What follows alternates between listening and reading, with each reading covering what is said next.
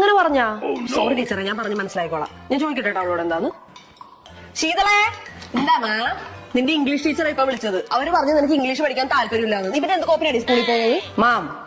അതെന്താ പശു കരയുന്ന? മോം അമ്മേന്ന്. ഈ ഇംഗ്ലീഷ് എന്ന് പറയുന്ന ഒരു വൃത്തികെട്ട ലാംഗ്വേജ് ആണ്. എനിക്കത് പഠിക്കാൻ ഇഷ്ടമില്ല. ആര് പറഞ്ഞു ഇതേ പഠിക്കാതിരിക്കാൻ വേണ്ടി ഓരോ ന്യായം പറഞ്ഞാണ്ടല്ലോ. ഒരു എക്സാമ്പിൾ ഞാൻ പറഞ്ഞുതരാം. ഫൈൻ അടയ്ക്കുക എന്ന് പറഞ്ഞാൽ എന്താ അർത്ഥം? പിഴ അടയ്ക്കുക. അപ്പൊ ഫൈൻ എന്ന് പറഞ്ഞാൽ പിഴ. അപ്പൊ ഐ ആം ഫൈൻ എന്ന് പറഞ്ഞാൽ ഞാൻ പിഴയണമെന്നല്ലേ അർത്ഥം? യു ആർ ഫൈൻ എന്ന് പറഞ്ഞാൽ നിങ്ങൾ പിഴയണമെന്നല്ലേ അർത്ഥം? അല്ലാതെ അങ്ങനെ വി ആർ ഫൈൻ എന്ന് പറഞ്ഞാൽ നമ്മൾ എല്ലാവരും പിഴയണം. എല്ലാം പോട്ടെ, അസംബ്ലിക്ക് അമ്മേനെ ഇപ്പൊ വിളിച്ച ടീച്ചർ ഒരു ദിവസം പ്രസംഗിക്കണേ, hope you are all fine. അതായത് അവരുടെ മുമ്പിൽ ഇരുന്ന് ഞങ്ങൾ എല്ലാവരും പിഴയണം. അവരുടെ പറയുന്നില്ല ഞാൻ പഠിക്കത്തില്ല വൃത്തിയുടെ ലാംഗ്വേജ്.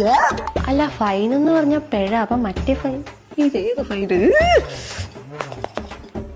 ടീച്ചറെ, എന്റെ കൊച്ചേ തറവാടിയാ.